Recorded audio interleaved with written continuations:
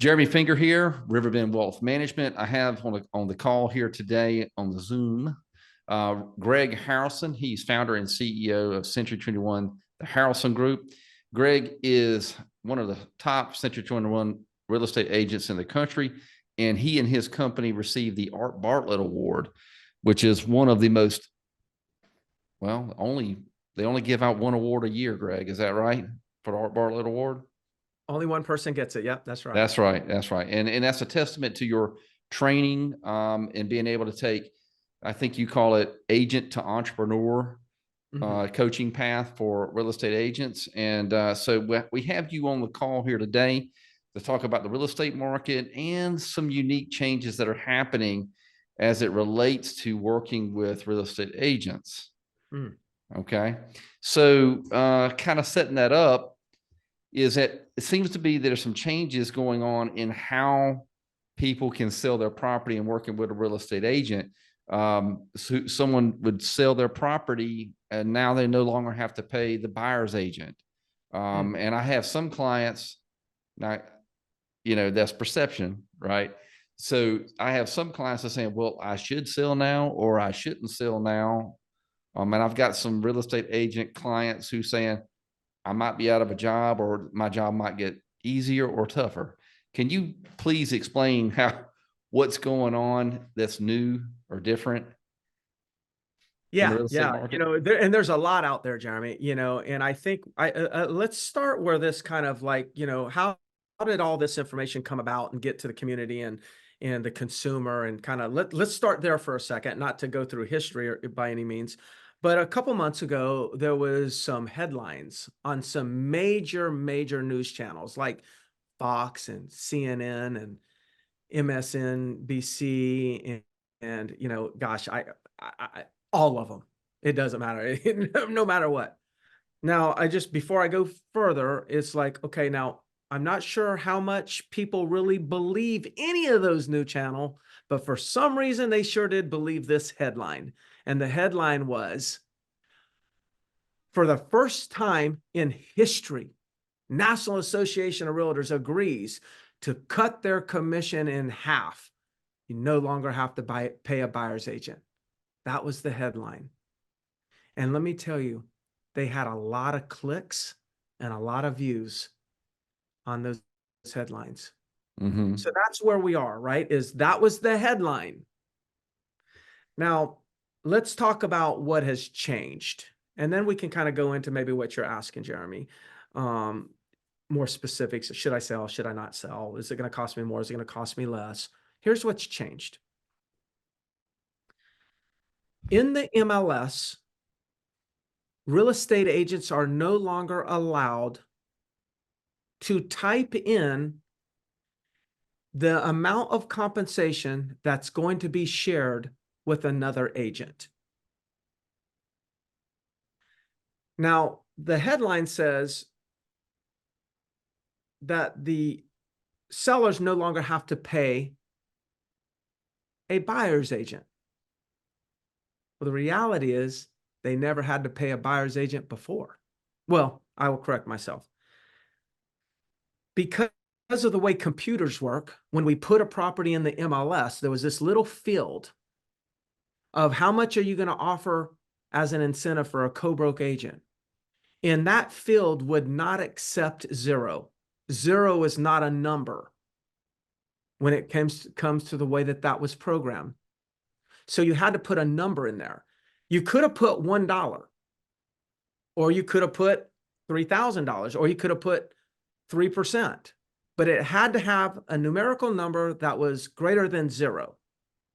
So the reality is you never had to pay and offer more than $1 in compensation. Yet at the same token, because of the competitive nature of the marketplaces, depending on how great the market is, sellers and agents would discuss what they would offer, and it seems to be that people were offering much greater than $1. So, okay, and it typically would be what? I mean, like in a normal setting. Gosh, they were offering anywhere from 2% to 3% would be very common. Okay, gotcha. Sales price. But the reality is the rule was you had to offer $1. Okay. Now the rule is you can offer nothing. So the mandate is only changed by $1. Well, what? Well, okay. So the So you want headline to know what was, the point is? Is that like, well, yeah, what, why like, are we even in this discussion? right, right. You go from $1 to $0. Who cares? So if I was going to argue for the reason why this, might have a value to a consumer is, well, now you have agents, when you're selling a property, usually there's a conversation between a listing agent and a seller, and they're kind of negotiating what fee that they're going to pay that listing agent. Okay. But there was never really a equal negotiation amongst a buyer agent or a seller as to what they were going to pay the buyer's agent. So now there's just like it's all kind of more negotiable. Now I would argue it was negotiable, but now it's has to be negotiated. So, the average, Jeremy, the average commission that's paid by a seller will likely compress and be a little bit less. There would likely be a benefit because of that. But to think the benefit will go to zero is very unlikely, and I'm sure we'll get into why. Okay. So what I hear you saying is that typically a seller is paying in the negotiation a fee to a person who brings the buyer. In this case, it's called a buyer's agent. Yeah. And that has been typical in the past, and now, I mean, I guess the same negotiation happens now as well. So there's not a lot of difference. There's really not a lot of difference. And I tell you what, my language and how I speak or articulate it would be a little bit different, Jeremy. But what you're saying is exactly what most consumers would, most sellers, what you just said is what a typical seller would say. Okay. Now, let me tell you what a typical buyer says. Okay. Typical buyer says the seller's not paying the commission. I'm the one getting the financing. I'm the one bringing all the money to the table. Okay. The seller built that into their price. So I'm paying the commission based on the price. Forever and ever, when an appraisal is done, the appraiser is comparing comparable sales, and those comparable sales have already factored in compensation to agents. So it's already built into the price. It's built into the appraisal. So the appraisal, and they're getting financing based on this appraisal. So that some buyers would say, what are we talking about? I'm the one paying the commission. I'm paying it in the form of borrowing more money to be able to buy this house. And then I'm giving it to you, Mr. or Mrs. Seller. And then you are technically then transferring it to the agents. So you can see that buyers feel like they're paying the commission. Sellers feel like they're paying the commission. Okay. I So can see both points. I actually believe the compensation is paid out of the transaction, just like there's closing cost. There's closing costs. Sometimes you got an appraisal fee. Who pays that? Well, that typically comes out of the closing cost of the buyer. There's attorney fees. Who pays that? Well, that's a closing cost for the seller. So really, it's been a closing cost to for the transaction. And I would argue that both people have already been contributing. It's hard to figure out who really is paying it. Okay. So I guess that's part of the negotiation. Well, Is that good question. So part of the NAR settlement, National Association of Realtors settlement, was it's been found that because it's confusing, what I just said, like a buyer's confused, the seller's confused, what one net gain to all this is no one will be confused anymore. Because in the negotiation, we're required now, or we're going to be required, but most good real estate professionals are already doing it. We're not waiting till July. So it's just start doing it now. And so we're required to explain who's paying who and what is that amount, and have it very transparent and be part of the negotiation on the front end. So then there's no confusion later on. No one closes a transaction and they feel like that they didn't know. okay? And I believe in full disclosure. I believe it's healthy for the industry. Right. Right, well, typically people would like to have that disclosure, I'm thinking, you know. This is one of the largest assets, right? That people trade in America, right? If you look at a real estate purchase, just on for average Americans, and so I think it's a very important. Just this is what you do. You manage people's money, and I think it's very important for their eyes to be open and then to understand the transaction. Yep. Wonderful. So, um, so if let's say I'm a seller, okay, play it out for me. Okay. I'm listing a property and I know I'm paying you a commission Mhm. to sell that property. Is now I'm also part of that negotiation deciding on what dollar amount or percentage I'm paying to the buyer's agent? Yes, that is correct. So let's play this out. So me and you are talking about selling your home. Sure. And you may say to me, Greg,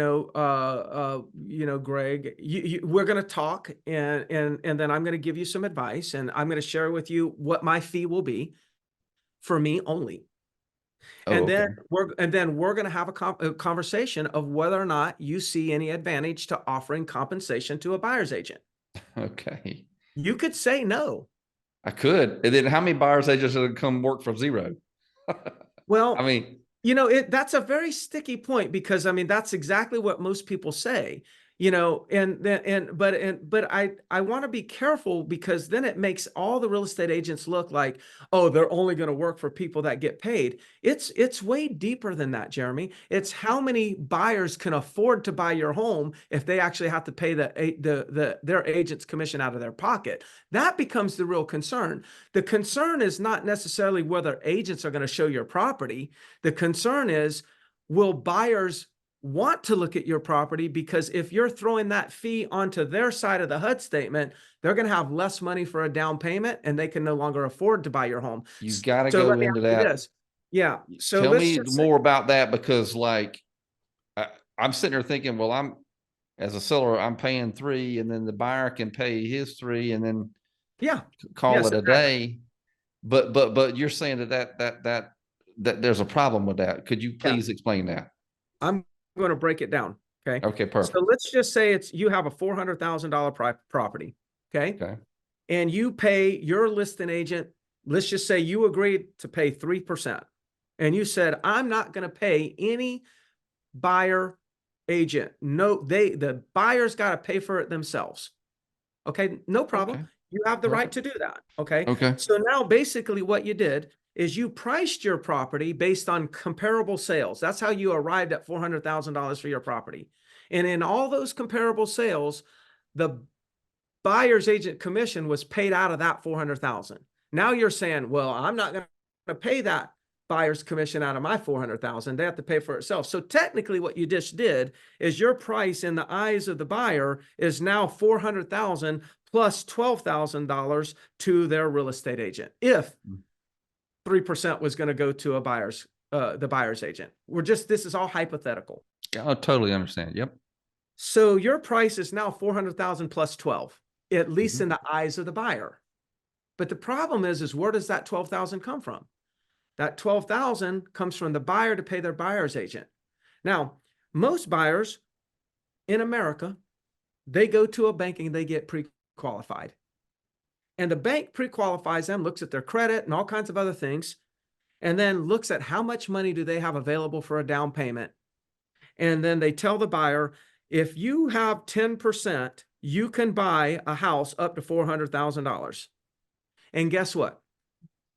Buyers love to max out everything. So if they say with your 10%, with your $40,000, you can actually buy a $400,000 property, then the buyer wants to buy a $400,000 property.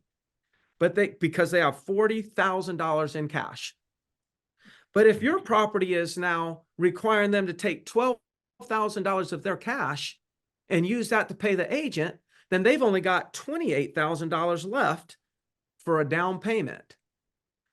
Now, if So they you went can't, back, so you can't finance the buyer's agent portion. well, yes, you can. But let's just say if the seller says, I'm not paying the compensation, Okay. what that means is that buyer now, instead of having $40,000 for a down payment, which is required to buy a $400,000 house, which is what you have, Jeremy, Yep. hypothetically. Now the buyer only has $28,000 because 12 of the 40 has to be used to pay the buyer's agent. So now when the bank finds out that that buyer only has $28,000 for a down payment, guess what? That bank will only loan them on a max price of $280,000. 280,000. So this is not a matter of whether the agent would be willing to show the property. It's the buyer wouldn't be able to get a loan for the property. I mean, like, It's let no me ask longer you this. qualified. If I called you up and you're a seller of a $400,000 property, and I called you up and I said, hey, Jeremy, I've got a buyer. They're only qualified for $280,000. Do you mind if they still look at your property? What the hell? Yeah. Well, I mean, why would I do that? Yeah. So it's not a Yeah. matter of whether agents will show it. You wouldn't want the buyer in your home. Yeah. It'd be a waste of time. Yeah. That's So fine. that's the scenario that that's not on the news. And this is what we're dealing with right now. And so there is solutions, right? The solutions is, and this is part of the new rules is, okay, sellers, in my opinion, there would be an advantage to negotiate and participate in offering compensation to the buyer's agent, even if that means that when you're listing the property, you should factor that into your asking price. Factor it into your asking price. Like when you're talking to your listing agent, you need to determine what kind of goals do you have for how much you need to net in your in your pocket. But be realistic. I mean, everyone says, I want to net the most I can. But you got to understand, like, you know, there's a market, right? And you look at the market, you determine what you want to net in your pocket, and then you and your agent should create a strategy on how you're going to get that net. So as long as you reach that net, you should do everything you can to allow the buyer's agent's compensation to be paid out of the transaction. So the buyer, in essence, may be paying a few more dollars because it's baked into the sales price, but that allows them to still get the loan. So if you did that, let's just say that instead of 400,000 now, you sell it for 410,000. Okay. The buyer, and they can only afford, based on their 40,000, 400,000. Well, they could just go find another $1,000 and qualify for 410. So 41,000 versus 40,000. Yes. See, That's a big difference than having to go out and get 12,000. That's a big difference. Yeah. And then the question becomes whether or not the lender will allow them to be gifted 12,000. They want to see seasoned money. They want to see you've got 4,000 in your bank account, not that somebody else gave you that, because then that makes them question whether or not you are really somebody that should be buying a $400,000 property. So gifting is different. So most people cannot be gifted that type of money on a purchase like this and still qualify. So what really is going to happen if you don't bake it into the transaction somehow, then you're eliminating a big pool of buyers from being qualified to buy your property. Yep. And if you have less buyers for your property, which means you're going to get less price. That's right. Or take a long time. Yeah. Yeah. So that's kind of how that works. Well, wow. Well, then why is it interesting. It's very interesting. Yeah. It is. Well, why is it that some real estate agents out there are like, well, I'm going to be out of a job. Like, yeah, the reason why some real estate agents are concerned whether or not they have a job is this. It's really has nothing to do with the industry. It really has to do with, in my opinion, an insecurity, maybe a lack of understanding of how to properly present this to buyers and sellers. So, you know, I asked for forgiveness from your audience in the sense of, you know, that it's kind of complex what I had to explain. And I really hope that, you know, I explained it in a way that, you know, that we can absorb, that you can just like, okay, I get it.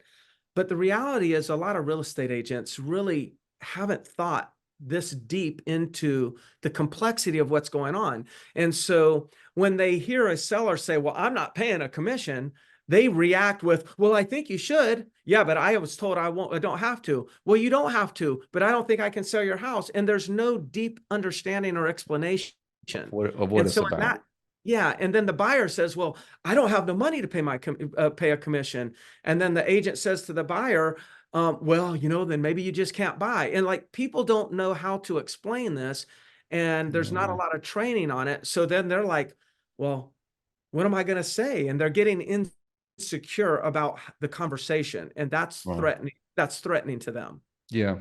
I guess it's new, It's new. and so people just look at the surface level. I mean, just like the headline, Yeah. that are some in the news that all of a sudden you don't have to pay your buyer's agent. And so, well, that doesn't necessarily mean the buyer's agent doesn't get paid. It's just, That's I right. mean, not necessarily. So, Right. and when you dive deeper, it is similar in a similar vein.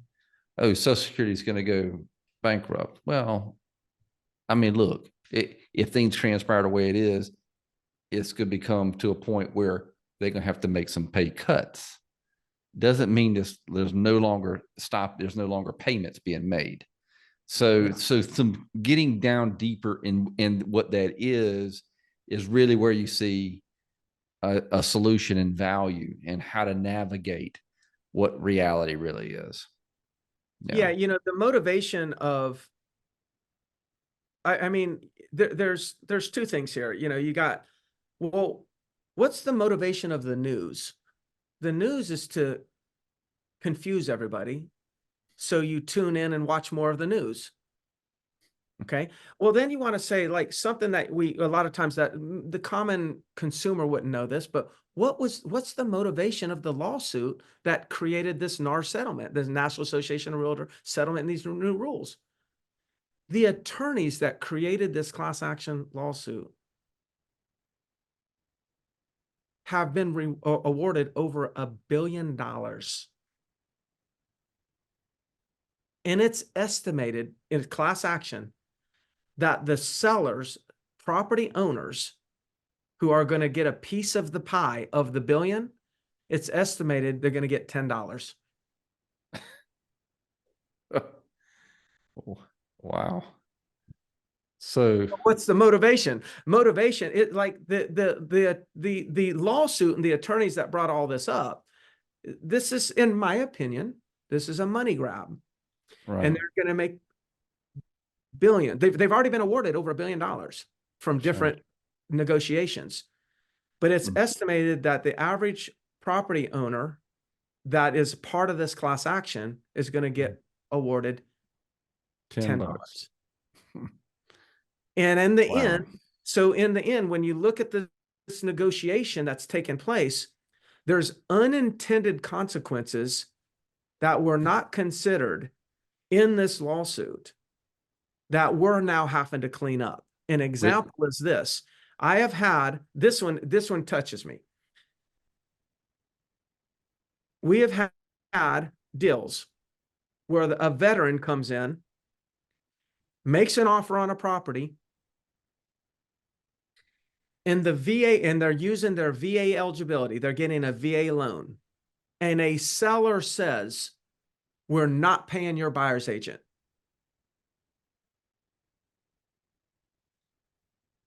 It's a requirement from the VA that they do not allow somebody getting a VA loan to pay an agent's commission outside of closing.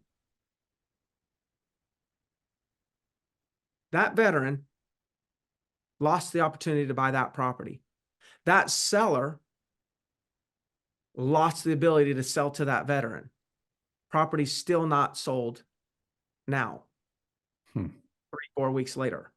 Two people walk out of they could have put the deal together if the negotiation would have went differently. The way I would have negotiated, I would have just built in the commission as a transaction closing cost and beefed up the price of the property. But the agents they didn't know what to do. And so think about that. The transaction's lost. A veteran who, I'm pretty, I really appreciate those veterans out there. That's Because right. you Yeah. and I are enjoying a very great life in America because of what we don't know that they're doing for us every day. 100%. And it just irks me when a unintended consequence of a lawsuit that looks and appears to be more of a money grab is affecting the consumer the way it is. Yeah. Now, Dang. I think this will all balance out once the consumer gets through this and starts to understand this at a deeper level. But unfortunately, we just have to turn off the news so we don't get, sensationalized by these headlines. Yeah. That's probably good for the Zen too. That's good for the heart. Maybe so. Yeah, that's right. Yeah. Yeah. Well, how do you think, well, thank you very much for that enlightened details around that. I know that was been a concern for a number of our clients out there. Yeah. Um, Housing prices seem to have gone up quite substantially since COVID.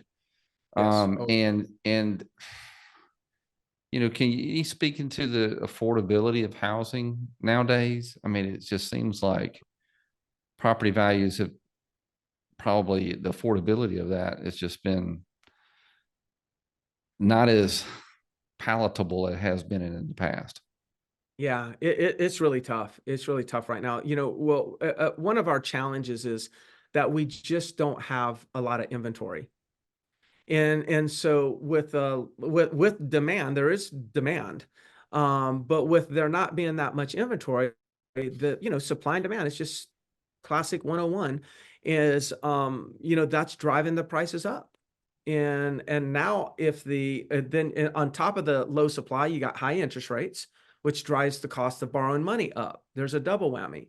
And now the third thing is now the buyer's going to have to come up with money outside of their out of their pocket that they can't finance in the transaction if a seller doesn't offer compensation. Now that just let's just use 3% again as a hypothetical. That just increased the cost by 3% to the buyer. At what point does lack of affordability start to influence downward pressure on pricing? Well, I'm not going to pretend I have that answer, but I think if we just step back and not try to predict anything, but just look at how the dominoes are falling and just use logic, something's got to give at some point. Unless we just think that, maybe in America, home ownership's not important, just turn everybody into renters. Well, even then, that's not cheap either. No, that's because of housing being unaffordable. Now lease expense has skyrocketed and it's becoming unaffordable. Right. So, unfortunately, that's kind of where we are. And that's why in America, we will probably have around 4.2 million sales in the United States. Compared to in the pandemic year, there was probably around 6 million sales. Wow. And a real healthy market is around 5.2 to 5.5 million sales. Wow. So, because you got to think about every sale has an impact. There's an impact on an economic impact on our economy. So we're talking about 1 million or even a little bit more than 1 million fewer sales. And, we could argue that every sale has 2 agents. There's a home inspector, there's attorneys, there's paralegals, there's mortgage originators, there's mortgage processors, there's home warranty companies. There's about 50 people that get paid every time there's a transaction. So you take 1 million less transactions times 50 people getting paid. We need these transactions to flow. Right. Well, and then think about the seller or the buyer. Mm-hmm. The seller's going somewhere where he or she is doing something different. And the buyer is moving towards something that they think is valuable too. Whether that be a new job or being closer to the kids or grandkids or whatever the case may be. Yeah. And so when there's something called job lock, which is what, let's say if you have a type of disease and you're covered by health insurance with work, and you can have what's called job lock if you don't have things set up right, where you can't leave your work because you can't become eligible for another type of insurance. And there's rules in place to be able to have the flexibility of being able to change jobs and not be a prisoner to a system because of the disease you have. What I hear you saying is like when owners have a house, they have a low interest rate on it, and there's all these different metrics that you just described. It's a form of job lock or house lock, I guess you could say. Yes. And it's like, oh crap, I guess we need to stay put for whatever. And that's a bit tough. Yeah, well, it's almost like a little gridlock, it's Gridlock, kind of that's like right. a standoff, right? The market is still active. I mean, I don't want to portray any kind of doom and gloom because the market overall is not doom and gloom. Even though interest rates are high and that's taking a lot of buyers out of the equation, well, inventory is really low. So in my opinion, one of the reasons why we haven't seen a decrease in pricing, at the same time, we've seen an increase in interest rates because that's typically what happens. Interest rates go up, then sales go down and prices go down. But prices haven't really went down, and that's because supply has remained so low. But we will say, and this is a fact, not, at least in our local market, I can say with fact that the inventory is increasing at a faster pace right now than it probably has in the last 3 to 4 years. Wow. Okay. Are Yeah. people Like technically in the condo market, we'll talk about Myrtle Beach for a minute. The condo sure. market technically is a slight buyer's market. In the residential market, we are still a seller's market, but button our heads up against a neutral market. Now, a buyer's market is typically when, there's like 5+ months, 5.5 months of inventory. And a seller's market when maybe 4 months. And, this is a little bit subjective. People may argue this a little bit, but usually if it's 4 months or less, it's a seller's market. So in residential, we're butting our heads up against that 4 months and getting ready to topple over. In the condo market, we already toppled over, but it's a slight buyer's market for condos. And it's still a seller's market, but it's getting close to a neutral market for residential because of the inventory increases. Wow. Okay. All right. So, any final comments, thoughts? No, again, I hope that I did the explanation justice. Again, it's a complex, situation. I just, my final thought is this. Hey, look, I actually believe, for all those people that listen to this, I actually believe that every bit of this change is really good for the market. I believe in full disclosure. I think it's important. I believe in fiduciary, duties that a buyer needs to be represented by somebody who's going to have a fiduciary responsibility to them. A seller needs to be represented by somebody that's going to have a fiduciary responsibility to them. Again, everything should be disclosed. I think the net gain for buyers and sellers is there could be slight little bit lower of average compensation, that has to come out of the transaction because now everyone's negotiating with each other and it's all out in the open. It's visible. So I think that's all good. But I just stress, make sure you're informed when you're thinking about buying or selling. You've got to make sure you're informed. You need to work with somebody that knows how to explain it, and that's critical because the mistakes are going to be made thinking that you already know, and Yeah, there's you so don't know. many things to deal with here. There's That's so right. many things that have to be considered. It's not as the headlines make it out to be. Yeah. A lot of times people think things are simple and they know when there's a landslide of things that they don't know. And navigating those complexities in a tremendous dollar amount, typically it's a big dollar amount you're dealing with Yeah. for people. $400,000 is a lot of money for people. And hell, sometimes there's transactions at $2 million.